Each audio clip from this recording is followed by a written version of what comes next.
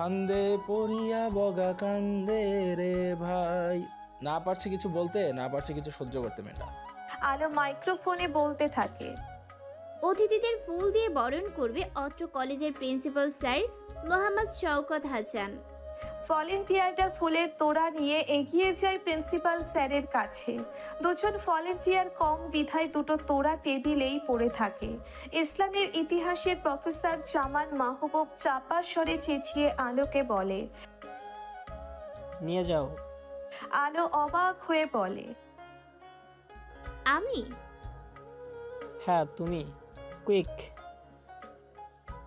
নিরুপায় হয়ে আলো ফুলের তোড়া দুটো হাতে তুলে নিয়ে অতিথি আসনের সামনে গিয়ে দাঁড়ায়। স্বামী নিয়াসার তার দিকে তাকিয়ে আছে। আলো একটি বারও তার দিকে না তাকিয়ে ফুলের তোড়া দুটো প্রিন্সিপালের হাতে দিয়ে এসে পুনরায় মাইক্রোফোনের কাছে এসে দাঁড়ায়। স্বামী নিয়াসারের মুখ কাঠিন্যতায় ছেয়ে যায়। এই মেয়েটির অবজ্ঞা সে হজম করে নিতে নারাজ। দাঁতে দাঁত চেপে দাঁড়িয়ে আছে সে। আলো তার হাতের কাগজটার দিকে একবার তাকিয়ে বলতে থাকে, এবার অতিথিদের ব্যাচ পরিয়ে দিবে প্রথম বর্ষের 3 জন শিক্ষার্থী নুহা, প্রভা, রাবেয়া। তোমরা অতিথিদের আসনের সামনে এসো। 3 জনের মধ্য থেকে 2 জন চলে এসেছে, বাকি একজনকে কোথাও পাওয়া যাচ্ছে না। প্রিন্সিপাল স্যার রেগে আলোর দিকে তাকায়। প্রফেসর তৌফিকুল ইসলাম বলে। আলো আমতা আমতা করে বলে, আমি কি করব স্যার? প্রিন্সিপাল স্যার আমাকে কেন চোখ রাঙাচ্ছে? তোমাকে চোখ দিয়ে যেতে ইশারা করছে বেকুব মেয়ে। যাও, অতিথিদের ব্যাস পরিয়ে দাও, কুইক। আলো হতভম্ব হয়ে যায়। বিড়বিড় করে বলে, ভলান্টিয়াররা আছে তো? ভলান্টিয়াররা শাড়ি পরে এসেছে। শাড়ি পরার সাথে ব্যাচ পরানোর কি সম্পর্ক স্যার? আর স্যার, শাড়ি পরা অনেক মেয়ে আছে, অন্য কাউকে ডেকে দেব? তৌফিকুল ইসলাম রাগী দৃষ্টিতে তাকায়। আলো একটা ঢোক গিলে বলে, যাচ্ছি স্যার। একটা গভীর নিঃশ্বাস ফেলে মনে মনে বলে, যা আলো, ওই পিচাসটাকে ব্যাচ পরিয়ে দিলে মরে যাবি না তুই। পরে না হয় হাত ধুয়ে নিবি। কি হচ্ছে, যাচ্ছ না কেন? পেছন থেকে প্রফেসরের ধমক শুনে আলো দ্রুত পায়ে এগিয়ে যায়। ডালা থেকে একটি ব্যাজ তুলে নিয়ে প্রথমে পুলিশ সুপারকে পরিয়ে দেয়।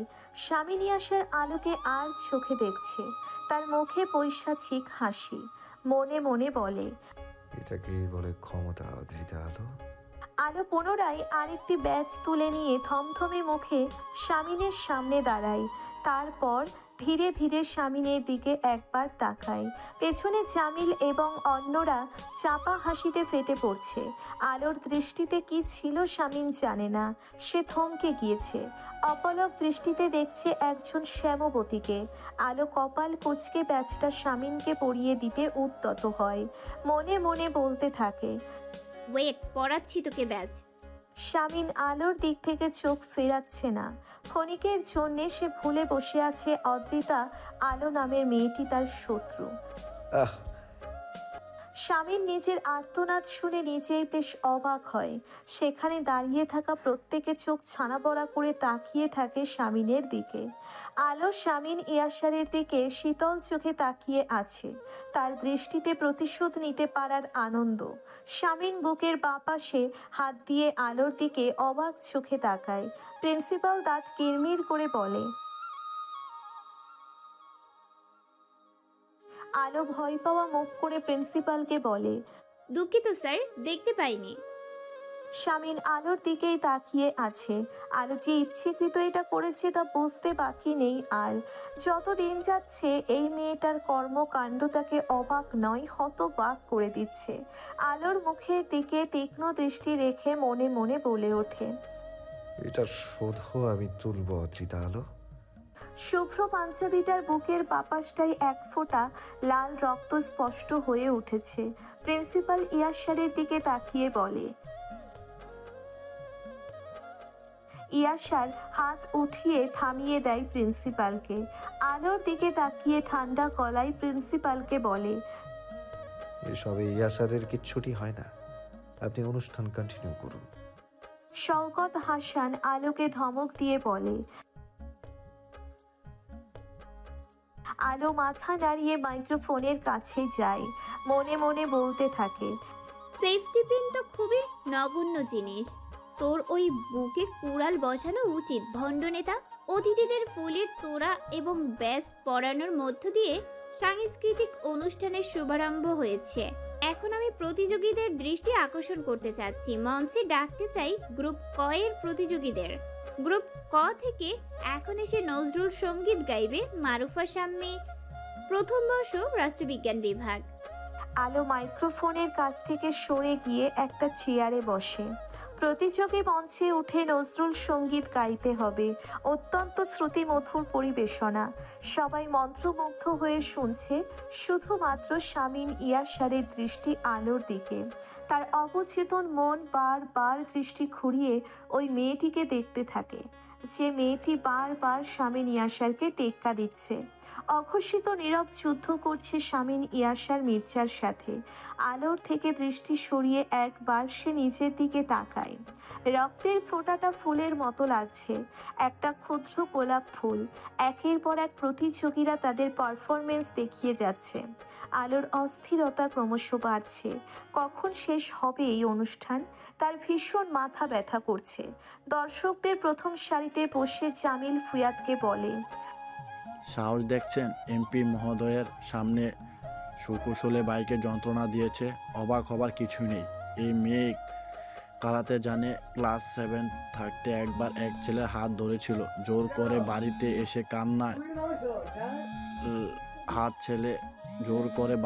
কান্নায় লুটিয়ে পড়তেছে।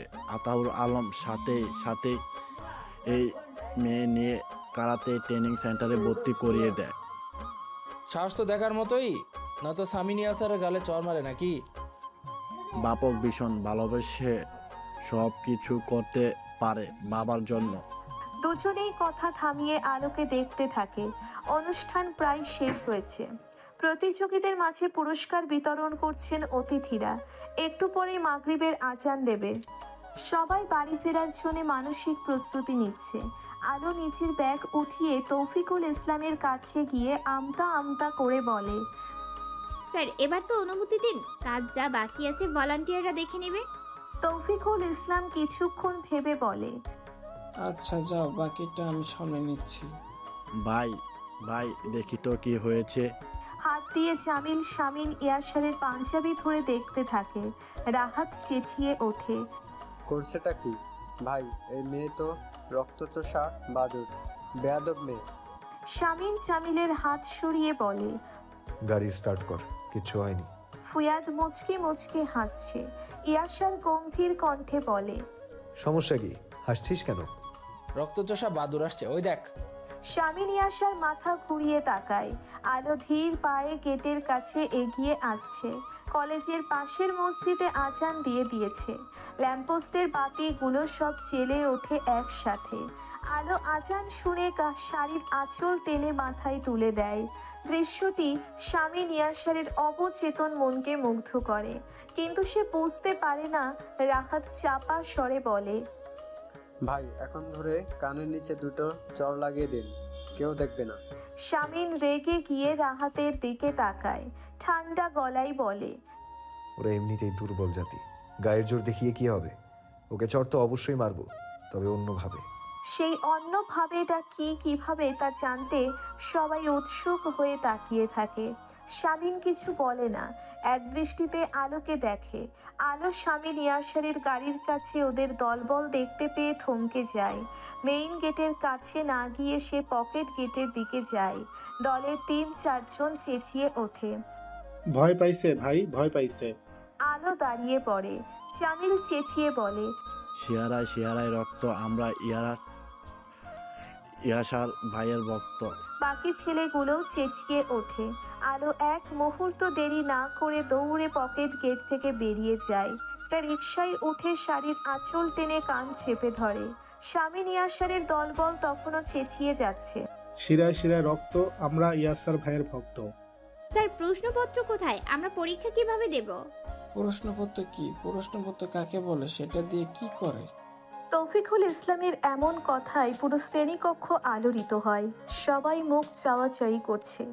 আলো দাঁড়িয়ে প্রতিবাদের সুরে বলে, হচ্ছে কি এসব স্যার? আজকে আমাদের ফার্স্ট ইন কোর্স এক্সামের ফার্স্ট ডে। আমাদের প্রশ্নপত্র না দিলে লিখবো কি? আচ্ছা আচ্ছা, প্রশ্ন আমি বলে দিচ্ছি, তোমরা সবাই লেখো। তোমাদের প্রশ্ন হচ্ছে আমরা কারা। আলো বিরক্ত হয়ে যায়, রেগে গিয়ে বলে, স্যার আমরা ইংলিশ লিটারেচারের স্টুডেন্ট, এসব কি ধরনের প্রশ্ন দিচ্ছেন আমাদেরকে?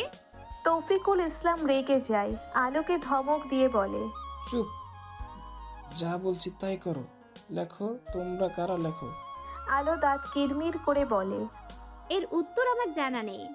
ঠিক আছে, আমি বোর্ডে লিখে দিচ্ছি, তোমরা সবাই খাতায় কপি করে ফেলো। সবাই জি বলে মাথা নাড়ায়। আলো হতবাক হয়ে চারিপাশে তাকায়, এসব হচ্ছেটা কি আসলে? তৌফিকুল ইসলাম বোর্ডে লিখতে থাকে, প্রশ্ন, আমরা কারা? উত্তর, শিরায় শিরায় রক্ত, আমরা ইয়াসার ভাইয়ের ভক্ত।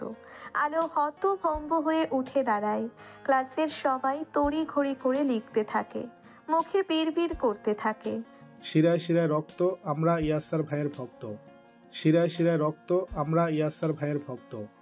আওয়াজ তীব্র থেকে তীব্রতর হচ্ছে। আলো চেঁচিয়ে ওঠে, চুপ করো তোমরা।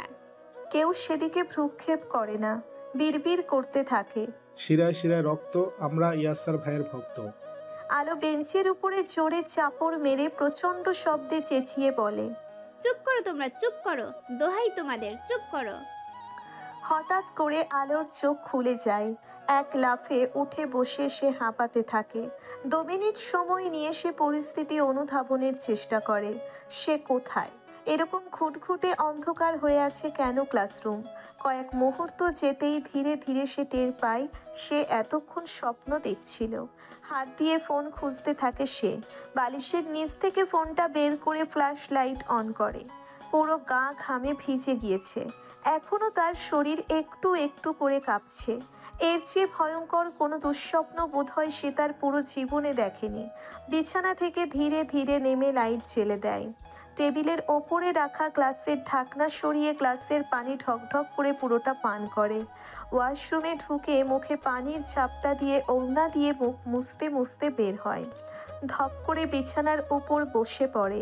কিছুক্ষণ থম মেরে থেকে হাত বাড়িয়ে ফোনটা হাতে নেয়। ইসমামের নাম্বারে ফোন দিতেই সাথে সাথে ইসমাম ফোনটা রিসিভ করে বলে, আমার হঠাৎ করে মনে হচ্ছিল তুমি ফোন দেবে। ভালো। ইসমাম আলোর কণ্ঠস্বর শুনে বিচলিত হয়ে বলে, কি হয়েছে আদ্রিতা, কণ্ঠস্বর এমন লাগছে কেন? হঠাৎ ঘুম ভেঙে গিয়েছে তাই। দুঃস্বপ্ন দেখেছো নাকি কোনো? হুম। কি, একজন কুচকুচে কালো দেখতে টাকমাথা বিসিএস ক্যাডারের সাথে বিয়ে হয়ে গেছে তোমার? কথাটি বলে ইসমাম হো হো করে হাসতে থাকে। আলো ধীরে ধীরে বলে, তার চেয়ে বেশি ভয়ঙ্কর। তাই? আচ্ছা বলো তো শুনি, আমিও একটু ভয় পেতে চাই। আলো ধীরে ধীরে তার দুঃস্বপ্নের কথা ইসমামকে বলে। সবটা শুনে ইসমাম কয়েক মুহূর্ত চুপ করে থাকে। তারপর উচ্চস্বরে হাসতে শুরু করে। আলো বিরক্ত হয়ে বলে, হাসছো কেন তুমি? ইসমাম হাসি থামিয়ে বলে, তুমি পাগল হয়ে যাচ্ছ অদ্রিতা। ইয়াসার মির্জাকে কেন মাথা থেকে ঝেড়ে ফেলছো না? অদ্ভুত, সারাদিন ওই লোকটার কথাই ভাবতে হবে। আমি কেন সারাদিন ওই লোকটার কথা ভাবতে যাব? ওই লোকটাই তো আমাকে প্রত্যেকটা দিন বিরক্ত করতে চলে আসে। ইসমাম চুপ হয়ে যায়। তারপর মৃদুস্বরে বলে, বিরক্ত করতে চলে আসে মানে? আর কিছু করেছিল উনি? আলো থতমত খেয়ে যায়। নিজের কথা ফিরিয়ে নিয়ে বলে, না মানে সারাদিন বাড়ির সামনে রাস্তায় ওর নামে মিছিল হয়। শহরের আনাচে কানাচে যেখানেই যাই শিরায় শিরায় রক্ত, আমরা ইয়াসির ভাইয়ের ভক্ত। ইসমাম মৃদু হাসে, হেসে বলে, বাদ দাও, এইসবে জড়িও না। আর তুমি শুধু লেখাপড়ায় মন দাও। কাল আব্বুর সাথে ক্যাম্পেইন করতে যাব, একদিনই যাব। না, এসবের দরকার নেই। নিজেদের বয়স অনুযায়ী কাজ করো আদ্রিতা। সব ব্যাপারেই বেশি কৌতূহল তোমার, এইসবে কেন জড়াতে হবে? অভিজ্ঞতার জন্য। ভবিষ্যতে আমিও রাজনীতিতে নামবো। না অদ্রিতা। আলো হাসি থামিয়ে বলে, মজা করছি, একদিনই যাব, প্রমিস। আর কখনো যাব না, কখনো না। ইহানের মুখের কাছে ভাতের লোকমা তুলে ধরতেই ইহান মুখ সরিয়ে নেয়। বাবার ফোনে কার্টুন দেখছিল সে। ঋতু একটা ধমক দিতে গিয়েও দেয় না। ইলহামের দিকে একবার তাকিয়ে অসহায়ের মতো ঈশিতার দিকে তাকায়। ঈশিতা চোখ দিয়ে ইশারা করে ঋতুকে প্লেট সরিয়ে ফেলতে বলে। ইলহাম এবং শামীম ইয়াসার খাবার টেবিলে নিজেদের বাড়ির ব্যবসা সংক্রান্ত আলোচনা করছিল। ঋতু প্লেট সরিয়ে রেখে শামীম ইয়াসারের প্লেটে মাংসের টুকরো তুলে দেয়। শামীম বলে, লাগবে না ঋতু। ঋতু কিছুক্ষণ চুপ করে থেকে বলে, ভাইয়া আপনার সাথে কিছু কথা ছিল। শামীম তাকায়। ইলহাম বলে, দেখছো না এখন গুরুত্বপূর্ণ আলোচনা করছি। শামীম ইলহামকে থামিয়ে দিয়ে বলে, বলো, কোনো সমস্যা? ঋতু মাথা নাড়িয়ে নিচু স্বরে বলে, ভাইয়া ইহানের জন্য একটা টিচার ঠিক করে দিলে ভালো হয়। দেব। আর কিছু বলবে? ঋতু কিছুক্ষণ চুপ করে থেকে বলে, ওর জন্য একজন হুজুর ঠিক করে দিবে। আরবি শেখাতে চাই, বাড়িতে এসে পড়িয়ে যাবে। আরবি শিক্ষা দিতে চাও মানে? এতটুকু বয়সে এত চাপ কেন দিতে হবে? ঋতু ইলহামের কথার জবাব না দিয়ে শামীম ইয়াসারকে বলে, গত রাতে আমার শাশুড়ি মাকে স্বপ্নে দেখেছি, নাতিকে নিয়ে বসে আছে। আমাকে হঠাৎ বললেন আমার নাতিকে আলেম বানাবে। তারপর কয়েক মুহূর্ত চুপ করে থেকে বলে, আলেম না হোক, কোরআন শরীফ পাঠ করাটা শিখে যাক অন্তত। ইলহাম এবং শামীম ইয়াসার দুজনেই ঋতুর মুখে মায়ের কথা শুনে তাকায়। কাল কিছু এতিম বাচ্চাদের খাওয়াতে চাই ভাইয়া, ব্যবস্থা করে দিলে ভালো হয়। সংসারের পুরো দায়িত্ব তোমার হাতে ঋতু। ঈশিতা নাক গলায় না, তুমি যা ভালো মনে করো। ঋতু বলে। ঠান্ডা গলায় বলে ইয়াসার। কিছুক্ষণ পরে আবারও বলে ওঠে, একজন আরবি টিচারও ঠিক করে দেব কালকের মধ্যে। ঋতুর মুখে হাসি ফোটে। ঈশিতা ব্যাগ হাতে নিয়ে উঠে দাঁড়িয়ে শামীম আর ইলহামকে উদ্দেশ্য করে বলে, আমি আসছি ভাইয়া, ভার্সিটিতে যাচ্ছি। গাড়ি নিয়ে যা। না, রিক্সা করে যাব। ইলহাম রুকুজকে বলে, নিজেদের গাড়ি থাকতে রিক্সা কেন? গাড়ির ভেতর দম বন্ধ লাগে, সারাদিন তোমাদের এই বদ্ধ পরিবেশে থাকি, বাইরে গিয়েও পরিবেশটা একটু চেঞ্জ করব না? ঈশিতা চলে যায়। ইলহাম শামীম ইয়াসারকে বলে, ঈশিতা আর ইসমাম যে যমজ তা ওদের হাবভাব দেখলেই বুঝে ফেলা যায় ভাইয়া। শামীম ইয়াসার কিছু বলে না, চুপচাপ খেতে থাকে। ইলহাম বলে, মা মারা যাওয়ার পরে এই সংসারটা কেমন ছন্নছাড়া হয়ে গিয়েছে। তুমি যদি অনুমতি দাও তাহলে তোমার জন্য মেয়ে দেখতে পারি ভাইয়া। বাবাও চায় তুমি এখন বিয়ে করো। শামীম খেতে খেতে বলে, দেখ, তবে আমার জন্য না, ছোট ওর জন্য। ওকে বিয়ে করিয়ে দেবো দেশে ফিরিয়ে এনে। সুন্দরী এবং নম্র ভদ্র দেখে একটা মেয়ে দেখবি, ঋতুর মতো। এ বাড়িতে কোনো উড়নচণ্ডী টাইপ মেয়ে বউ হয়ে আসবে না। আমার মায়ের প্রতিচ্ছবি হতে হবে, তার মতো করে নিপুণ হাতে সংসার সামলানোর দক্ষতা থাকতে হবে। দেখলে যেন মনে হয় আমি আমার মাকে দেখছি। তোমাকে এমন ভাবে যত্ন করছে আব্বু, মনে হচ্ছে তুমি এই শহরের মেয়র কনফার্ম। আতায়ুর আলম মেয়ের কথায় মুচকি হাসে। মেয়ের মাথায় হাত বুলিয়ে বলে, এরা আমাকে খুব ভালোবাসে। আতায়ুর আলমের চাচাতো ভাই খোরশেদ পেছন থেকে বলে ওঠে, এসব বস্তির লোকদের ভরসা নেই ভাইজান। এরা গিরগিটির চেয়েও দ্রুত রং বদলায়। যেদিকে যোগ বেশি সেদিকে যুক্তে থাকতে পছন্দ করে। আপনাকে বুঝতেই দেবে না এরা আপনার বিরোধী, কিন্তু তলে তলে ঠিকই যে টাকা দিয়ে কিনতে পারবে সিলটা তার নামেই উপরে লাগাবে। আলো তার চাচার বিরোধিতা করেই বলে, মোটেই না, এদের চোখ বলে দিচ্ছে এরা কতটা স্বচ্ছ। খোরশেদ বলে, তুই সেদিনের মেয়ে, তুই কি মানুষ চিনিস? আপনার থেকেও বেশি চিনি চাচ্চু। খোরশেদ থতমত খায়। এই আলো অনেক চালাক মেয়ে, এর সাথে তর্কে গেলে পয়েন্টে পয়েন্টে ধরা খেতে হয়। প্রসঙ্গ পাল্টে খোরশেদ বলে, এই রোদ গরমে তুই কেন আসতে গেলি? এত বড় মেয়ে, দৃষ্টি কুট লেগেছে ব্যাপারটা। আমরা তো সবাই আছি ভাইজানের সাথে। বড়, সেই জন্যই তো এসেছি, ছোট হলে তো আসতাম না। খোরশেদ চুপ হয়ে যায়। আলো বলতে থাকে, কি জানেন তো চাচ্চু, আমার ভালো মানুষ আব্বুর নতুন নতুন কিছু অদৃশ্য শত্রু হয়েছে, তাদেরকে আব্বু ডিটেক্ট করতে পারছে না। বয়সের ভারে আব্বুর দৃষ্টি ঘোলাটে হয়ে গিয়েছে। আমার দৃষ্টি পরিষ্কার, খুব সহজেই ডিটেক্ট করতে পারবো, তাই আব্বুর বডিগার্ড হিসেবে এসেছি। আতায়ুর আলো মেয়ের কথাই হেসে ফেলে। নিজের হাতে মেয়েকে করেছেন তিনি। মেয়েটা তার মতোই দুঃসাহসী, কথাবার্তাও তার মতো করেই বলে। শুনলে চমকে যেতে হয়। চেয়ার ছেড়ে উঠে দাঁড়িয়ে আতায়ুর আলম বলে, এবার রেডিও কলোনির দিকে যেতে চাচ্ছি। আতায়ুর আলমের কর্মীরা সবাই উঠে দাঁড়ায়। আলো উৎকণ্ঠা নিয়ে বলে, আজ বরং থাকুক বাবা, চাচারা যাক, তুমি তো হাঁটতেই পারছো না।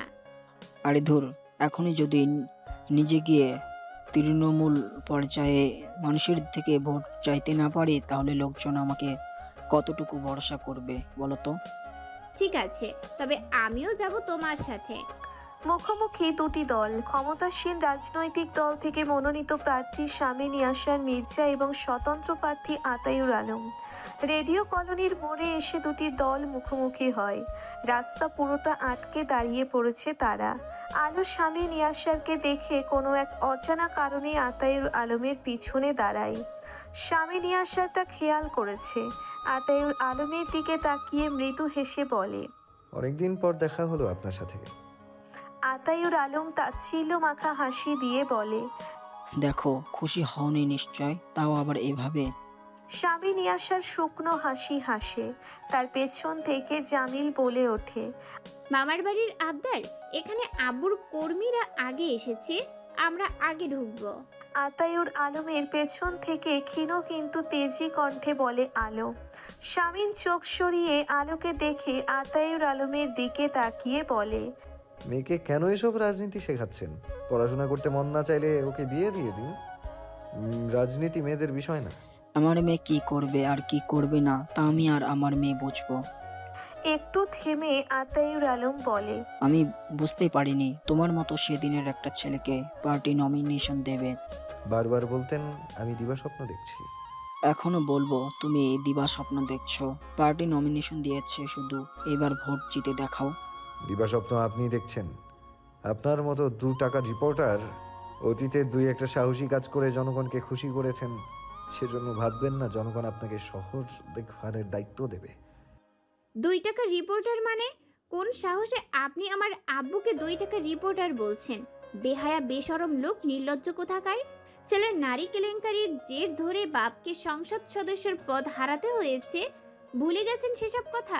সরকারের টাকা মেরে কালো টাকার পাহাড় বানিয়ে একজন সৎ লোককে 2 টাকার রিপোর্টার বলছেন? শামীম চোখ রাঙিয়ে আলোর দিকে তাকায়। আলো বলতে থাকে, এই কলোনিতে এখন আতাউর আলমের কর্মীরা ঢুকবে, দেখি কে আটকায়। জামিল দাঁত খিচিয়ে বলে। শামীম জামিলকে থামিয়ে দিয়ে বলে, ঢুকতে দে ওদের, কথা কম, ঢুকতে দে। আলো তাচ্ছিল্যের সাথে বলে ওঠে, এমনিতেও আপনারা আগে ঢুকলে ঝাঁটার বাড়ি খেয়ে বের হতেন, অপোজিশন পার্টির সামনে মুখ লুকানোর জায়গা পেতেন না তখন। আতায়ুর আলম আলোকে থামিয়ে দিয়ে বলে, চল আম্মু। শামীম ইয়াসারের লোকজন রাস্তা থেকে সরে দাঁড়ায়। স্বতন্ত্র প্রার্থী আতায়ুর আলমের কর্মীরা সবাই কলোনিতে প্রবেশ করে। যাওয়ার আগে আলো এক মুহূর্তের জন্যে শামীম ইয়াসারের দিকে তাকায়।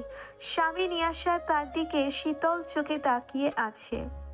ভাই, এই মেয়েটাকে আর নেওয়া যাচ্ছে না, অতিরিক্ত অসহ্যকর। রেগে মেগে বলে জামিল।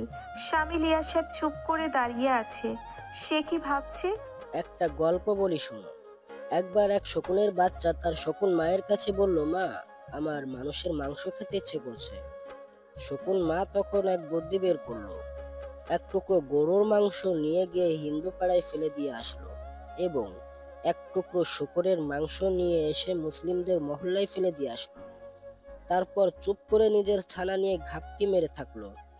কিছু সময় পর গরু আর শূকরের মাংসর জের ধরে 2 সম্প্রদায়ের মধ্যে দাঙ্গা শুরু হলো। সেই দাঙ্গা গোটা কয়েক লোক মরে লাশ হয়ে পড়ে থাকলো। শকুন তখন তার ছানাকে বলে, যা বাবা, ইচ্ছে মতো মানুষের মাংস খা তুই। জায়েদ আলী শমশের ভুঁইয়ার দিকে তাকিয়ে বলে, আপনি কি পরোক্ষভাবে নিজেকে ওই শকুনের সাথে তুলনা করলেন? শমশের ভুঁইয়া থতমত খেয়ে বলে, না বেকুব, আমি আসলে উদাহরণ দিছি কিভাবে ইয়াসার মির্জা আর আতাউর আলমের মধ্যে সংঘর্ষ সৃষ্টি করবে, তার হিন্ট দিচ্ছি। কিন্তু এটা তো কোনো সাম্প্রদায়িক ইস্যু না। রাজনীতি মাংস ছড়াছড়ি করে কি হবে? শমশের ভুঁইয়া প্রচন্ড বিরক্ত হয়ে মুখে কারান্ত শব্দ করে বলে, তুমি এত মাথা মোটা হলে কবে থেকে যায়? এখন কি হাতে কলমে শিখিয়ে দিতে হবে কিভাবে কি করবে?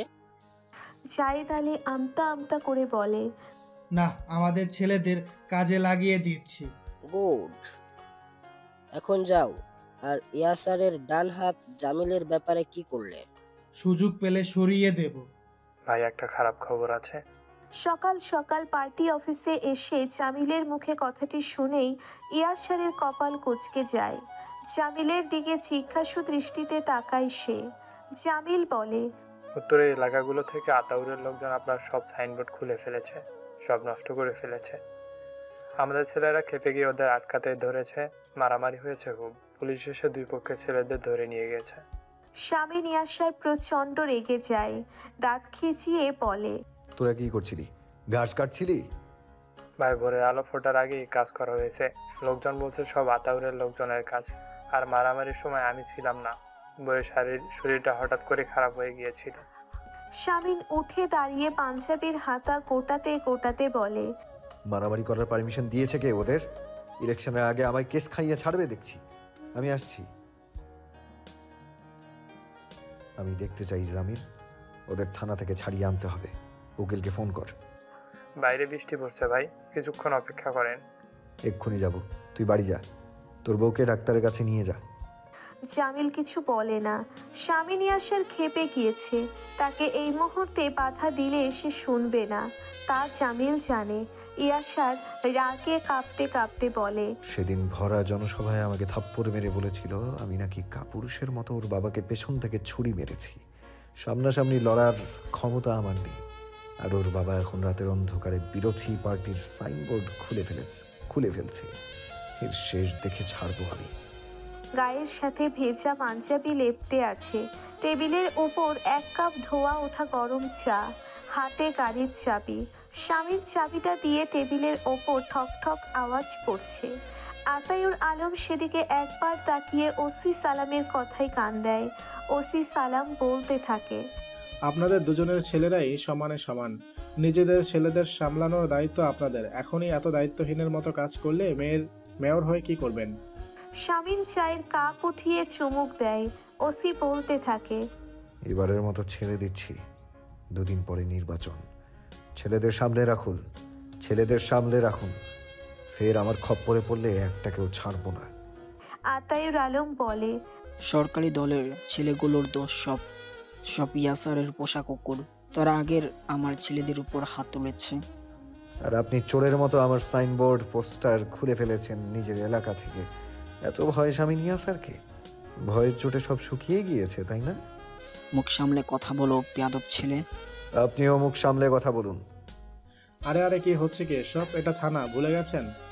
আতাউর আলম বলে, না ভুলিনি ওসি সাহেব। আমি আমার ছেলেদের নিয়ে গ্যারান্টি দিচ্ছি ভবিষ্যতে এমন কিছু হবে না। আপনিও ইয়াসারকে বলে দিন ও যাতে ওর কুকুরগুলোকে সামলে রাখে। আতাউর আলম হুমকির মতো করে কথাটি বলে চলে যায়। স্বামী ইয়াসার রাগে হাত মুষ্টিবদ্ধ করে রাখে। কিছুক্ষণ বাদে সেও থানা থেকে বের হয়ে গাড়িতে বসে গাড়ি স্টার্ট করে। ছিরছির করে বৃষ্টি পড়ছে বাইরে। থানা থেকে বের হতে হতে রাত হয়ে গিয়েছে। ইমতিয়াজ মির্জা অনেকবার ছেলেকে ফোন দিয়েছে। শামিন ফোনটা রিসিভ না করে রেখে দিয়েছে। এক মনে ড্রাইভিং করছে সে। থানাপাড়া রোড পার হয়ে মোড় নিতেই আচমকা দূর থেকে কেউ তার গাড়ি লক্ষ্য করে একটা মাঝারি সাইজের পাথর ছুঁড়ে মারে। শামিনের গাড়ির সামনের কাছে লেগে তাতে ফাটল ধরে যায়। হুট করে ব্রেক কষে শামিন, দাঁত খিচিয়ে চেঁচিয়ে ওঠে, বাস্টার্ড। গাড়ি থেকে নেমে আশেপাশে তাকায়। বৃষ্টির কারণে রাস্তা শুনশান হয়ে আছে। ল্যাম্পপোস্টের বাতিটা পিটপিট করে জ্বলছে। শামিন বিকট শব্দে চেঁচিয়ে ওঠে, সাহস থাকলে সামনে আয়, একেবারে পুঁতে দেব। সামনে আয় বলছি। মাঘের শীত বাঘের গায়ে শামিন ইয়াসার মেয়ে মানুষের চর খায়। 3-4 জন কম বয়সী ছেলের গলার আওয়াজ শোনা যাচ্ছে। সবাই একসাথে চেঁচিয়ে কথাটি বলে। শামিন আওয়াজটা কোন দিক থেকে আসছে সেদিকে লক্ষ্য করে ছুটে যায়, কিন্তু সে গিয়ে কাউকে খুঁজে পায় না সেখানে। শামিন চেঁচিয়ে বলে, মায়ের বুকের দুধ খেয়ে থাকলে এদিকে আয় শুয়োরেরা। এমন সময় শামিনের ফোন বেজে ওঠে। ভেজা হাতে ফোনটা রিসিভ করতে বেশ বেগ পেতে হয়। কোনো মতে ফোনটা রিসিভ করতেই ওপাশ থেকে রাহাত বলে, ভাই জামিল ভাইকে কেউ কুপিয়েছে। আইসিইউর সামনে দাঁড়িয়ে আছে দলের বাকি সদস্যরা। প্রত্যেকের মুখে প্রবল উৎকণ্ঠার ছাপ। রাহাত দাঁড়িয়ে কাঁদছে। শামিন এক প্রকার দৌড়ে যায়, গিয়ে রাহাতকে ধরে বলে, কেমন আছো? বল কেমন আছে? কেমন আছো? বল কেমন আছে? কথাগুলো জিজ্ঞেস করতে গিয়ে শামিনের গলা কেঁপে ওঠে। রাহাত হাউমাউ করে কেঁদে ওঠে। গলা থেকে কথা বের হচ্ছে না তার। শামিন মাথায় হাত দিয়ে বেঞ্চিতে বসে পড়ে। তার সমস্ত শরীর কাঁপছে। জামিল শুধুমাত্র তার ডান হাত ছিল না। জামিলের জন্যে শামিনের অন্য রকম মায়া। প্রচণ্ড স্নেহ করে সে এতিম ছেলেটাকে। ভালো আছে ভাইয়া, জামিল খুশি আপনার জন্য জান দিতে পেরে, চিন্তা করবেন না। নারী কণ্ঠ শুনতে পেয়ে শামিন মাথা তুলে তাকায়। তার সামনে জামিলের গর্ভবতী স্ত্রী হেনা দাঁড়িয়ে। সবুজ এসে বলে, হেনা ভাবি, আপনি বসুন। কেন আসলেন এখানে? হেনা ধীরে ধীরে বেঞ্চিতে শামিনের পাশে বসে পড়ে। তাকে দেখে মনে হচ্ছে সে খুবই অসুস্থ। শামিন কাঁপা কাঁপা গলায় বলে, তুমি ঠিক হবে না, কিচ্ছু হবে না ওর, আমি হতে দেব না। আমি ঠিক আছি ভাইয়া। চামচাদের বৌদি ঠিক থাকতে হয়, এসব পরিস্থিতি অহরহই আসে এদের জীবনে। শামিন হেনার মুখের দিকে তাকিয়ে আছে। হেনা বলে, শামিন ভাইয়ের জন্য জান দিয়ে দেব, কথাটাও সবসময় বলতো ভাইয়া, আজ সত্যি হতে চলেছে। কিছুক্ষণ চুপ করে থেকে বলে, আপনাদের আর কি ভাইয়া, একজন চামচা গেলে 10 জন চামচা প্রস্তুত আপনাদের সেবার জন্য। ভাবি, শামিন ভাইয়ের সাথে এভাবে কেন কথা বলছেন? শামিন ভাইয়ের কি দোষ? আরাফের দিকে তাকিয়ে হেনা ম্লান হেসে বলে, আমি তো তাকে দোষ দেইনি, কাউকেই দোষ দিইনি আমি, শুধু কষ্ট হচ্ছে। আমার সন্তান জন্মের আগেই এতিম হয়ে গেল। ঝরঝর করে কেঁদে দেয় হেনা। তার কান্না থামছেই না। কিছুক্ষণ শব্দ করে কেঁদে বলে, কতবার করে বললাম ছেড়ে দিন আমার স্বামীকে, ছেড়ে দিন।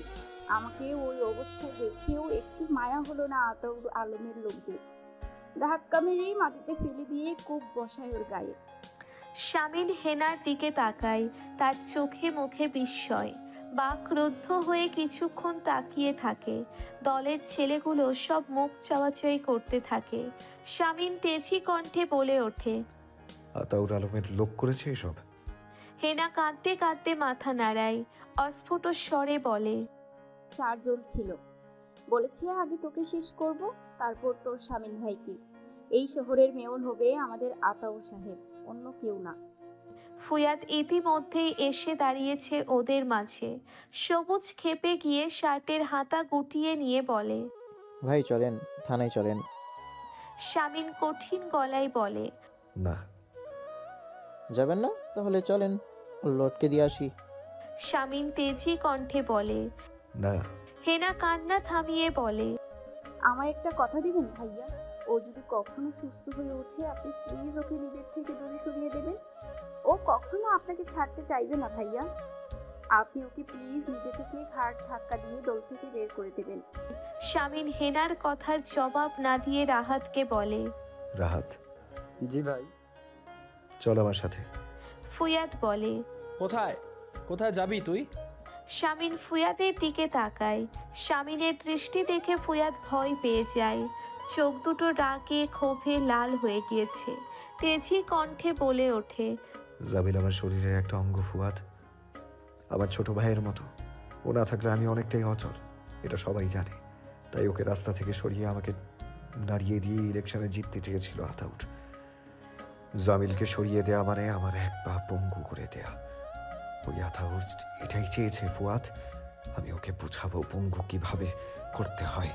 ওর 2 পা আমি পঙ্গু করে দেব। তুই কি পাগল হয়ে গেলি? মাথা ঠান্ডা কর, আইন আছে দেশে, যদি অপরাধ করে থাকে আইন ওকে শাস্তি দেবে। শামিন ফুয়াদের কথায় প্রক্ষেপ না করে হেনার দিকে একবার তাকায়। দৃঢ়ভাবে বলে ওঠে, তোমার স্বামীর জ্ঞান ফিরার আগে আমি আমার শোধ তুলব। তারপর আরাফের দিকে তাকিয়ে বলে, এর আগে বাড়িতে নিয়ে যা। ঋতু আর ইশিতাকে বলবি শামিন ভাই ওর চূড়ান্ত যত্ন নিতে বলেছে। হেনা কিছু বুঝতে পারছে না শামিনের কথা। আরাফ বলে, ভাবি ওঠেন, আরে ওঠেন তো, আমার ভাবিকে কেন কষ্ট দিচ্ছেন? চলেন জামিল ভাই, কাল সকালের মধ্যে ভালো হয়ে যাবে। সবাই এক প্রকার জোর করে হেনাকে পাঠিয়ে দেয় আরাফের সাথে। শামিন উঠে দাঁড়ায়, সবুজের দিকে তাকিয়ে বলে, তুই জামিলের কাছে থাকবি। সবুজ মাথা নাড়ায়।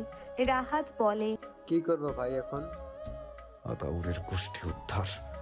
ফুয়াদ বলে, তুই কি করতে চাইছিস? শামিন ইয়াসার রাহাতের দিকে তাকিয়ে বলে, আতাউরের মেয়ে সানশাইন কোচিং সেন্টারে পড়ায় না?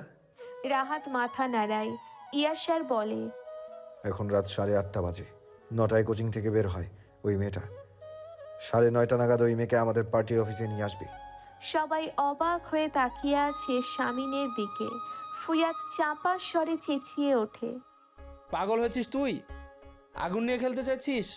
শামিন ফুয়াদের কথার উত্তর না দিয়ে রাহাত এবং দলের আরও 2জন ছেলেকে বলে, কাজটা কিভাবে করবি তোরা ভাব, কিন্তু আমি 1 ঘন্টার মধ্যে আতাউরের মেয়েকে আমার চোখের সামনে দেখতে চাই। রাহাত কিছুটা হতভম্ব হয়ে গিয়েছে তার নেতার কথায়, কিন্তু কাজটা তাকে করতেই হবে। ফুয়াদ রেগে গিয়ে শামিনকে বলে, তোকে থেমে যেতে বলছি আমি শামিন। শামিন থামবে না ফুয়াদ। সেদিন চর মারার পর থেকে শুরু করে আজ পর্যন্ত প্রত্যেকটা দিন ওই মেয়ে তার উত্তত্ত দেখিয়ে এসেছে। মেয়ে মানুষ বলে নজর আন্দাজ করে গিয়েছে, বেশি কিছু বলিনি। 2-1 বার ভয় পাইয়ে দেওয়ার চেষ্টা করেছি মাত্র, কিন্তু আজ যেটা হলো তার জন্য আতাউরকে অনেক বড় খেসারত দিতে হবে। মেয়র হওয়ার স্বপ্ন ধূলিসাৎ করে দেব আমি, ওর থেকে অনেক বড় দাম নিয়ে ছাড়বো। তুই যদি আমার সাথে থাকতে না চাস তাহলে বাড়ি চলে যা, নয়তো আমার সাথে পার্টি অফিসে চল। ওয়ালাইকুম আসসালাম। সবাই হোমওয়ার্ক করে নিয়ে আসবে কাল, ঠিক আছে? আলো হেসে তার 5ম শ্রেণীর ছাত্রছাত্রীদের বিদায় জানায়। ঘড়ির দিকে তাকিয়ে দেখে রাত 8:50। 10 মিনিট আগেই ছুটি দিয়ে দিয়েছে আজ। কোচিংয়ের হেড ম্যাম মিনতি দেবী এসে বলে, ছুটি দিয়ে দিয়েছো? বেশ, নিচতলা এসো, তবে আমার সাথে চা খেয়ে যাও। আলো হেসে বলে, না ম্যাম, আমি আসছি। আমার সামনে পরীক্ষা, পড়তে বসতে হবে বাড়িতে গিয়ে। মিনতি দেবীকে বিদায় জানিয়ে ব্যাগ থেকে ফোন বের করতে করতে সিঁড়ি বেয়ে নিচে নামে আলো। ইসমাম 14 বার ফোন দিয়েছে। আলো আন মনে হাসে, এই ছেলেটা এত অদ্ভুত কেন? কল ব্যাক করে কানে ধরতেই ইসমাম রিসিভ করে বলে, কি করছিলে? আলো হেসে বলে, তুমি তো জানো আমি কি করছিলাম ইসমাম। এতবার ফোন দাও কেন? 2 বার দিয়ে বসে থাকতে পারো না? ইসমাম হেসে বলে, খুব অস্থির হয়ে যাই আমি। আসলে দূরে থাকি তো, তাই মনে হয় এই বুঝি আমাকে ঠকিয়ে কোনো বিসিএস ক্যাডারকে বিয়ে করে নিল। ঢং দেখলে আর বাঁচি না। ইসমাম হেসে ফেলে, বলে, ঠিক আছে, আর ঢং করলাম না, তুমি বাড়ি যাও, সাবধানে যেও। ইসমাম শোনো। ইসমাম ফোনটা কেটে দিতে যাচ্ছিল, আলোর কথাই থেমে যায়। হ্যাঁ বলো আদ্রিতা। Love you. ইসমামের ঠোঁট প্রশস্ত হয়ে যায় হাসিতে, মৃদু স্বরে বলে, লাভ ইউ টু। ফোন কেটে দিয়ে আলো এদিকে ওদিকে তাকায়। ব্যস্ত রাস্তাটাও আজ কেমন শুনশান হয়ে আছে। 2 দিন ধরে ঝিরঝির করে বৃষ্টি পড়ছে, গা না ভিজলেও বেশ অস্বস্তিকর। আলো কিছুক্ষণ দাঁড়িয়ে থাকে রিকশার জন্যে। রাস্তা দিয়ে 2-1 জন লোক যাওয়া আসা করছে। আলো কিছু না ভেবেই হাঁটা শুরু করে। হঠাৎ করে তার সামনে একটা বাইক এসে থামে। আলো দাঁড়িয়ে পড়ে। হেলমেট সরিয়ে বাইক থেকে নেমে পড়ে রাহাত এবং রনি। আলো চমকে ওঠে, খানিকটা ঘাবড়ে গিয়ে বলে, আপনারা? আমরা। স্বাভাবিক কণ্ঠে রাহাত বলে। আলো রেগে গিয়ে বলে, কি চাই? পথ আটকে দাঁড়িয়েছেন কেন? আমাদের কিছু চাই না ভাই, আপনার সাথে একটু সাক্ষাৎ করতে চাই। ভাই মানে কোন ভাই? ভাই তো একটাই, শামিন ইয়াসার ভাই। শিরায় শিরায় রক্ত, আমরা ইয়াসার ভাইয়ের ভক্ত। আলো গর্জে ওঠে, ফাজলামি হচ্ছে, সরে দাঁড়ান পথ থেকে, নয়তো এক্ষুনি 999-এ ফোন করে দেব আমি। রাহাত একটা তাচ্ছিল্যের হাসি হাসে। ইতিমধ্যেই স্বামী নিয়াসারের গাড়ি এসে থামে। গাড়ি থেকে স্বামী নিয়াসার নেমে আলোর মুখোমুখি গিয়ে দাঁড়ায়। আলো স্বামীনকে দেখেই খেপে যায়, চেঁচিয়ে বলে, অসভ্য লোক, কি চাই আপনার? স্বামীন কিছুক্ষণ আলোর দিকে তাকিয়ে রনিকে চোখ দিয়ে ইশারা করে। রনি আলোকে বলে, চোখ বন্ধ করেন তো আপা। আলো চেঁচিয়ে বলে, আরাপ মুখে কারান্ত শব্দ করে পকেট থেকে একটা ছোট বোতল বের করে। আলো কিছু বুঝে ওঠার আগেই স্প্রে করে দেয় আলোর মুখে। অচেতন হয়ে আলো লুটিয়ে পড়ে যেতে নেয় মাটিতে। রাহাত ধরে ফেলে। সাবধানে ধর ওকে, মেয়ে মানুষ। গম্ভীর কণ্ঠে বলে ওঠে ইয়াসার। রাহাত মাথা নেড়ে আলোকে ধরে ধরে শামিনের গাড়ির ড্রাইভিং সিটের পাশের সিটটাতে বসিয়ে দেয়। অচেতন আলো কাত হয়ে পড়ে থাকে। আরাব বলে, ভাই এই মাত্রই কি আমরা কিডন্যাপ করলাম? শামিন কোনো কথা না বলে গাড়িতে উঠে বসে। রাহাত রনির কাছে বাইকের চাবি দিয়ে নিজেও গিয়ে শামিনের গাড়িতে ওঠে। শামিন আলোর মুখের দিকে একবার তাকিয়ে গাড়ি স্টার্ট করে। রাহাত বলে, ভাই আপনি না বলছেন ওকে নিয়ে আপনার পার্টি অফিসে যেতে, আপনি নিজেই চলে এলেন যে? সিদ্ধান্ত পাল্টেছি।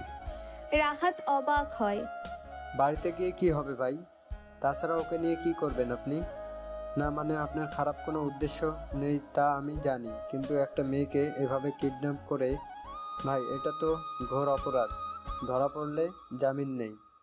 শামিন কোনো কথা বলছে না, এক মনে ড্রাইভ করতে থাকে। সে নিজেও জানে সে আগুন নিয়ে খেলছে, কিন্তু খেলাটা তাকে শেষ করতেই হবে।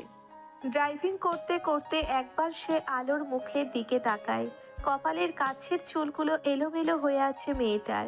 অচেতন অবস্থায় একেবারে নিষ্পাপ বাচ্চাদের মতো লাগছে, অথচ মেয়েটা কি প্রচণ্ড তেজি, যেই তেজ ইয়াসারের অপছন্দ। ইয়াসার হজম করতে পারে না। রাহাত পেছন থেকে বলে, ইচ্ছে করছে দুই গালে দুইটা চর বসাই ভাই।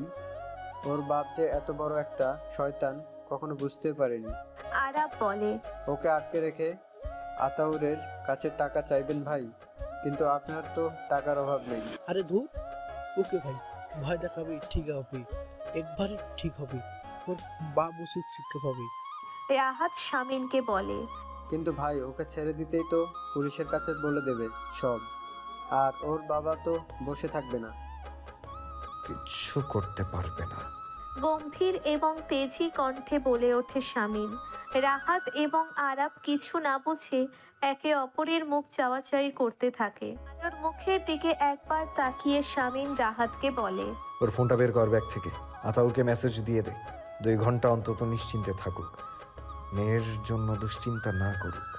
আর 2 ঘন্টা পরে তখন কি হবে?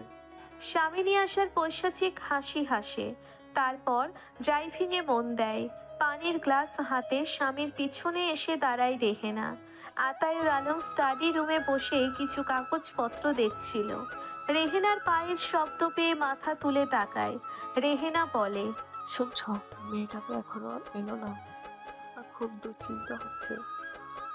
দুশ্চিন্তার কিছু নেই, মেসেজে বলেছে ফিরতে রাত হবে, একটু ব্যস্ত সে। তুমি আবার অযথা ফোন দিয়ে বিরক্ত করো না, রেগে যাবে।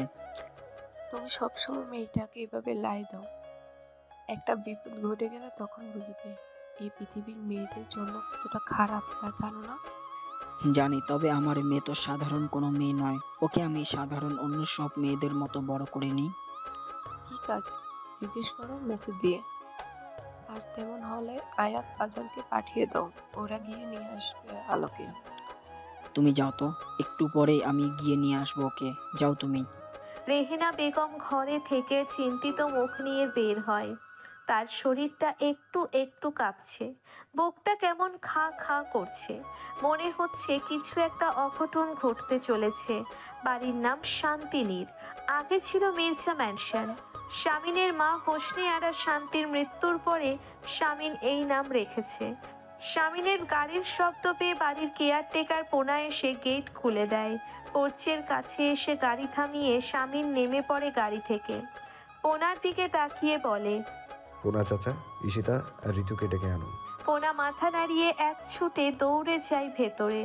রাহাত এবং আরাব নেমে দাঁড়ায়। তারা উৎসুক করে তাকিয়ে আছে শামিন ইয়াসারের দিকে। ঠিক কী ঘটতে চলেছে তাদের ভাই, তারা সেটাই বুঝতে পারছে না। ঈশিতা আর ঋতু বাইরে চলে এসেছে। ঈশিতা কিছুক্ষণ আগে ঘুমিয়ে গিয়েছিল, সে চোখ ডলতে থাকে।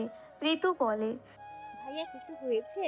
শামিন গম্ভীর কণ্ঠে বলে ওঠে, দরজা খুলে ওকে ভিতরে নিয়ে যাও। কাকে? ঈশিতা অবাক হয়ে জানতে চায়। ভেতরে যে আছে তাকে। ঈশিতা আর ঋতু হতভম্ব হয়ে গাড়ির দরজা খুলে চমকে ওঠে। ঈশিতা এক প্রকার চেঁচিয়ে ওঠে, মাই গড, এসব হচ্ছে কি ভাইয়া? এই মেয়েটা তো সেই মেয়েটা তোমাকে চর মেরেছিল, আতাউর আলমের মেয়ে।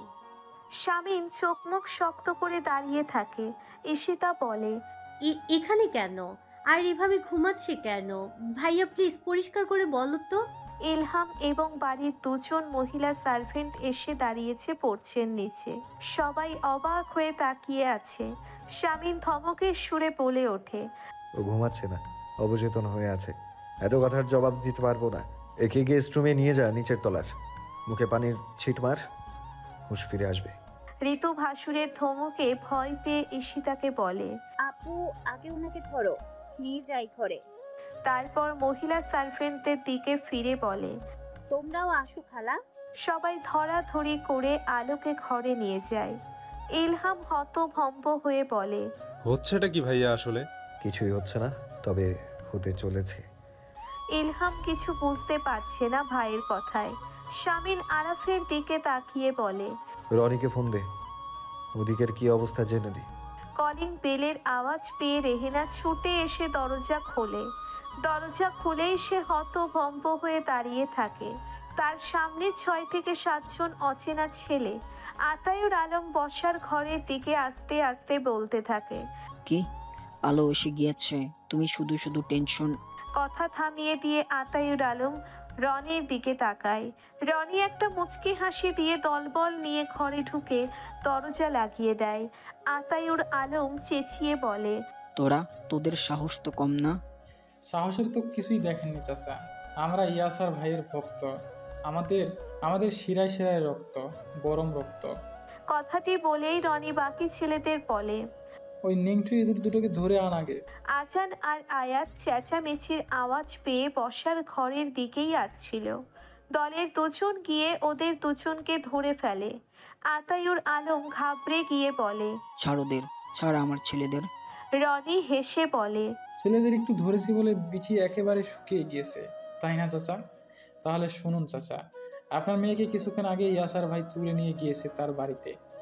রেহেনা আর্তনাদ করে উঠে অচেতন হয়ে লুটিয়ে পড়ে মাটিতে। আতাউর আলম রনির মুখের দিকে তাকিয়ে আছে। আজান আয়াত চেঁচিয়ে উঠে বলে, বাবা আমাদের আপু। মুখে পানির ছাপটা পড়তেই আলো কপাল কোচকে ফেলে খানিকটা। বাড়ির কাছের খালা সীতারা ঋতুর দিকে তাকিয়ে বলে, জ্ঞান ফিরতেছে মেজু বাবির। ঋতু অসহায়ের মতো আলোর মুখের দিকে তাকিয়ে থাকে। তার ভীষণ মায়া হচ্ছে অচেনা এই মেয়েটার জন্য। কিছুটা হতভম্ব হয়ে গিয়েছে সে পুরো ব্যাপারটাই। তার ভাসুরকে সে যতটুকু চেনে তাতে সে জানে স্বামী নিয়াসের নারীর দোষ নেই। তাহলে এই মেয়েটিকে কেন এনেছে তুলে? তবে কি ঋতুর ধারণা ভুল? এই বাড়ির সব ছেলেরাই কি এক? আলো ধীরে ধীরে চোখ খুলে তাকায়। ঘোলাটে দৃষ্টি দিয়ে কিছুক্ষণ তাকিয়ে থাকে শূন্যে। কয়েক মুহূর্ত সময় নিয়ে পরিস্থিতি অনুধাবন করে সে লাফিয়ে উঠে বসে। শরীরে কোনো শক্তি খুঁজে পাচ্ছে না সে। তার সামনে কতগুলো অচেনা মহিলা দাঁড়িয়ে আছে। আলো সবার মুখের দিকে একবার তাকিয়ে অস্ফুট স্বরে বলে ওঠে, আমি কোথায়? আমার বাড়িতে। দরজার পর্দা ঠেলে ইয়াসার মির্জা ভেতরে ঢোকে। আলো ঘৃণ্য কণ্ঠস্বর শুনে চমকে উঠে তাকায়। কিছুক্ষণ আগের সবকিছু তার মনে পড়তেই এক লাফে বিছানা থেকে নেমে দাঁড়ায়। তার গায়ে কোনো জোর সে পায় না। সামনে পা বাড়াতেই মাথা ঘুরে পড়ে যেতে নেয়। ঈশিতা গিয়ে ফোন ধরে। আলো তেজি কণ্ঠে বলে ওঠে, জানোয়ার, তোর মতলব কি? আমাকে যেতে দে, কুত্তার বাচ্চা। শামিন হেসে ফেলে। আলোর চিৎকার তার কাছে কিছুটা বাঁশির আওয়াজের মতো লাগছে শুনতে। ঋতুর দিকে তাকিয়ে বলে, তোমরা বাইরে যাও, ওর সাথে আমার কথা আছে। ঈশিতা চেঁচিয়ে ওঠে, তোদের বাইরে যেতে বলেছি 3 সেকেন্ডের মধ্যে। শামিন কঠিন গলায় বলে। আলো ঈশিতার হাত ধরে ঝরঝর করে কেঁদে দিয়ে বলে, আপনারা প্লিজ যাবেন না, ওই লোকটা প্রচন্ড খারাপ, প্লিজ যাবেন না আপনারা। ঈশিতা নিরুপায়। আলোর থেকে হাত ছাড়িয়ে নিয়ে ঋতুর সাথে ঘর থেকে বেরিয়ে যায়। আলো কাঁদতে কাঁদতে মাটিতে বসে পড়ে। শামিন আলোর দিকে কিছুক্ষণ তাকিয়ে থেকে একটা চেয়ার টেনে আলোর মুখোমুখি বসে, তাচ্ছিল্যের সাথে বলে, আমার বাবা সৎ, আমার বাবা মহৎ, এমনটাই বলো না তুমি? তোমার এই অবস্থার জন্য 50% তোমার ওই সুপার হিরো দায়ী, আর বাকি 50% তুমি নিজে। আলো কান্না থামিয়ে বলে, চাস কি তুই সেদিন? শামিন ঠোঁট বাঁকিয়ে হাসে। তখনই ফুয়াদ এবং রাহাত এসে ঘরে ঢোকে। তাদের পিছু পিছু ঢোকে ইলহাম এবং আরাফ। কাজী এসে গিয়েছে? ফুয়াদ একবার আলোর দিকে তাকিয়ে মাথা নাড়ায়। আলো হতভম্ব হয়ে শামিনের দিকে তাকায়। রাহাত আরাফ অবাক হয়ে মুখ চাওয়াচাই করছে। ইলহাম বলে, ভাইয়া কাজী এসেছে কেন? কাজী কি করবে? বিয়ে পড়াবে। ঠান্ডা গলায় জবাব দেয় শামিন। বিয়ে পড়াবে মানে? কার বিয়ে? ইলহাম হতভম্ব হয়ে বলে। আলোর দিকে নিজের তর্জনী আঙ্গুল তুলে তেজি কণ্ঠে স্বামী নিয়াসার মির্জা বলে, ওর আর আমার। ফুয়াদ বাদে সবাই হতবাক হয়ে শামিনের মুখের দিকে তাকায়। আলো আতঙ্কিত হয়ে মেঝে থেকে উঠে দাঁড়ায়। বিকট শব্দে চেঁচিয়ে বলে, জানোয়ারের বাচ্চা, তোর সাহস কিভাবে হয়? সবাইকে পুনরায় অবাক করে দিয়ে শামিন আলোকে একটা চড় মারে। চরের ধাক্কা সামলাতে না পেরে আলো লুটিয়ে পড়ে যায় মাটিতে। গালে হাত দিয়ে মাথা তুলে ভয়ার্থ দৃষ্টিতে দেখে শামিনকে। রাহাত কাঁপা কাঁপা গলায় বলে, ভাই এটা কেমন ধরনের প্রতিশোধ? বিয়ে করবেন কেন? শামিন শুকনো হাসি হাসে। আলো তেজি কণ্ঠে বলে ওঠে, কখনোই না, তোর মতো পশুকে বিয়ে করব না আমি। স্বামী নিয়াসার আলোর দিকে খানিকটা ঝুঁকে বলে, চর খেয়েও তেজ কমেনি দেখছি। ফুয়াদ, কাজীকে ভেতরে আসতে বল। ইলহাম এতক্ষণে সবটা বুঝতে পেরে আনন্দিত গলায় বলে, এক্সিলেন্ট ভাইয়া, এই না হলে আমার ভাই। 7 বছর আগে ওর বাপ আমাদের পরিবারের সাথে যা করেছে তার উপযুক্ত শাস্তি এটা। ভেরি গুড ভাইয়া। ইলহাম খুশি হলেও খুশি হয় না রাহাত এবং আরাফ। তারা তাদের নেতার বউ হিসেবে আলো নামের ওই মেয়েটিকে মানতেই পারবে না। রাহাত বলে, ভাই এটা কিন্তু ঠিক হচ্ছে না। বিয়ে বিয়ে কোনো ছেলে খেলা? তোদের তো খুশি হবার কথা রাহাত। বিয়ে করেন বলে কানের পোকা বের করে দিতি আমার। ভাই তাই বলে এই মেয়ে আতাউরের মেয়ে? শামিন গম্ভীর গলায় বলে, হ্যাঁ, আতাউরের মেয়ে। আলো উঠে গিয়ে শামিনের কলার ধরে ঝরঝর করে কেঁদে দিয়ে বলে, এক্ষুনি যেতে দে আমাকে, এক্ষুনি। কথাটি বলে অনবরত কিল ঘুষি মারতে থাকে শামিনের বুকে। কিন্তু তাতে শামিনের বলিষ্ঠ শরীরে কোনো প্রভাব পড়ে না। শটান হয়ে দাঁড়িয়ে থাকে সে। ফুয়াদ কাজীকে নিয়ে ঘরে ঢোকে। কাজী ভয়ার্থ দৃষ্টিতে চারপাশে তাকায়। এখানে কি হচ্ছে তার বোঝার দরকার নেই। কোনো মতে বিয়েটা পড়িয়ে কেটে পড়বে সে। এই বাঘের গুহায় বেশিক্ষণ থাকলেই বিপদ। কাজী বিয়ে পড়াতে শুরু করে। আলোর দিকে তাকিয়ে বলে, কবুল বলতে বললে কবুল বলবে মা। আমি কবুল বলবো না। চেঁচাতে থাকে আলো। শামিন আলোর চোয়াল চেপে ধরে বলে, কবুল বলবে তুমি, দেরি করলে তোমার ক্ষতি। আলো নিস্তেজ হয়ে পড়ে। অস্ফুট স্বরে বলে, আমায় বিয়ে করে লাভটা কি হবে আপনার? সেটা পরে বুঝতে পারবে। আলোর চোয়াল ছেড়ে দিয়ে আরাফের দিকে তাকিয়ে বলে, রনিকে ভিডিও কল দে। বিয়ের আগে বাপ বেটিতে মুলাকাত করে নিক, তারপর কখনো দেখা হয় কিনা কে জানে। আরাফ মাথা নাড়িয়ে রনিকে ফোন দেয়। রনি রিসিভ করে আতায়ুর আলমের সামনে রেখে দেয় ফোনটা। আলো চেঁচিয়ে ওঠে, আব্বু। আতায়ুর আলম কাঁদছে। তার মুখ থেকে কোনো কথা বেরোচ্ছে না। আলো কাঁদতে কাঁদতে বলে, আব্বু ওরা আমাকে। তুমি কবুল বলে দাও আম্মু। আলো আহত চোখে বাবার দিকে তাকায়। আতায়ুর আলম চোখ মুছে বলে, নয়তো আজানায়াতকে মেরে মিউনিসিপ্যালিটি ট্রেনে ফেলে রাখবে ওরা। তুমি কবুল বলো। শামিন উঠে এসে ফোন কেড়ে নিয়ে আতায়ুর আলমকে বলে, সব সময় কি যেন বলতে, আমরা সরকারি দল, আমরা ক্ষমতার অপব্যবহার করি। ক্ষমতার অপব্যবহার এটাকে বলে আতাউর আলম। চুপচাপ ওখানে বসে তোমার মেয়ে আর আমার বিয়ে দেখবে। চোখ সরিয়েছ কি তোমার ওই ছেলে দুটোকে মেরে বড় বাজারের ব্রিজের কচুরি পানার নিচে ফেলে দিয়ে আসবো। আলোর শরীরটা যেন অসাড় হয়ে যাচ্ছে। স্বামী নিয়াসার আলোর দিকে একবার তাকিয়ে কাজীকে ধমকে বলে, থামলেন কেন? বিয়ে পড়ান। পাত্র স্বামী ইয়াসার মির্জা, পিতা ইমতিয়াজ মির্জা, পাত্রী অদ্রিতা আলো, পিতা আতাউর আলম। কাজী একটা ঢোক গিলে মাথা নাড়ায়, পুনরায় বিয়ে পড়াতে থাকে। আতাউর আলম ওপাশে বসে মেয়ের দিকে তাকিয়ে আছে। তার ইচ্ছে করছে গলায় ফাঁস নিতে। আলো শূন্য দৃষ্টিতে তাকিয়ে আছে। কাজী ইয়াসারের দিকে তাকিয়ে বলে, কবুল বলো বাবা। ইয়াসার আলোর দিকে তাকিয়ে কঠিন গলায় বলে। কাজী এবার আলোকে বলে, মা কবুল বলো। আতাউর আলম চেঁচিয়ে ওঠে, কেন করছো ইয়াসার? আমি তো বলেছি আমি নির্বাচন বর্জন করব ইয়াসার। প্রয়োজনে আমি তোমার পা ধরে মাফ চাইবো ইয়াসার। আমার মেয়েটাকে ছেড়ে দাও, ও আমার খুব আদরের। ইয়াসার শুকনো হাসি হেসে বলে, জানি তো, সেজন্যই তো বিয়ে করেছি, আপনার আদরের জামাই হব বলে। আতাউর আলম কান্নায় ভেঙে পড়ে। কাজী বলতে থাকে, এমএ তো কবুল বলছে না বাবা। ইয়াসার ফোনের স্ক্রিনের দিকে তাকিয়ে রনিকে বলে, রনি, ওর দুটো ভাইয়ের মধ্যে একটাকে রেখে আর একটার গলায় ছুরি বসিয়ে দে তো। আলো কেঁপে ওঠে, ঝরঝর করে কেঁদে দিয়ে বলে, কবুল। স্ত্রীর মুখে পানির ছাপটা দিয়ে গালে হাত রেখে ধরা গলায় ডাকতে থাকে আতাউর আলম। ও রেহেনা, ওঠো রেহেনা। রেহেনা সাড়া দেয় না। দীর্ঘ সময় ধরে সে অচেতন হয়ে পড়ে আছে। আজান আয়াত মায়ের পায়ের কাছে বসে আছে।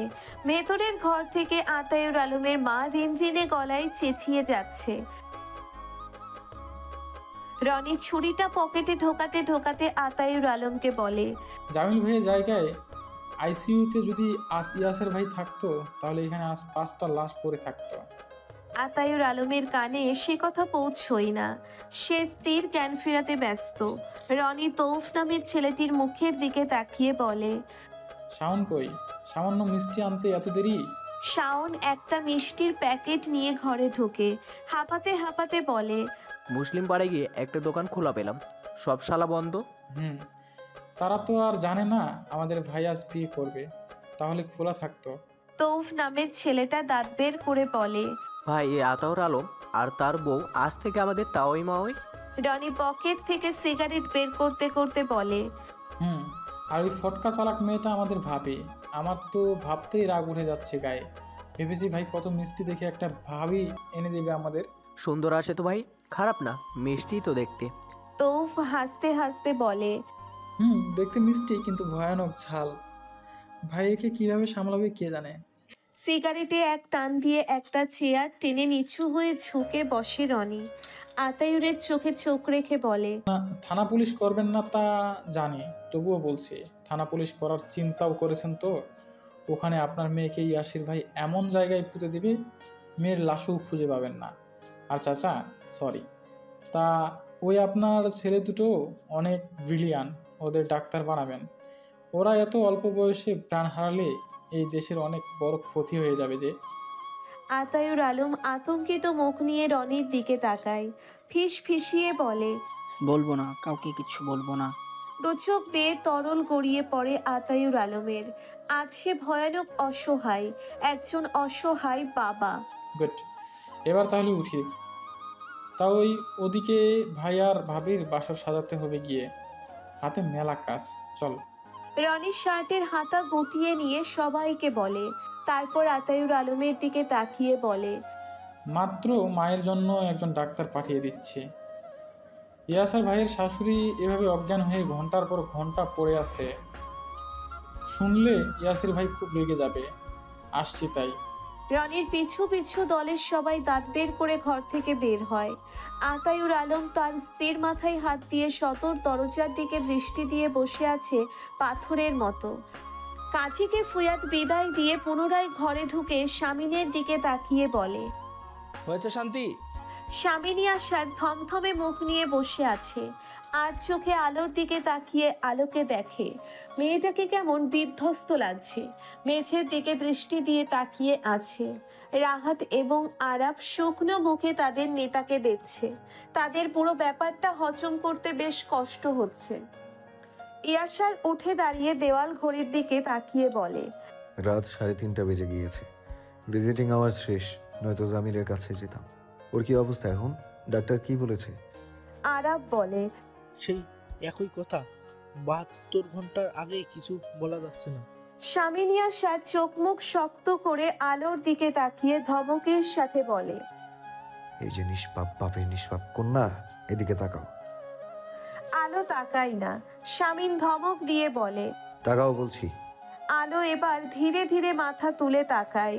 তার সামনে সাক্ষাৎ একজন পিশাচ দাঁড়িয়ে। স্বামীনের দিকে ঘৃণার দৃষ্টি দিয়ে আলো তাকিয়ে থাকে।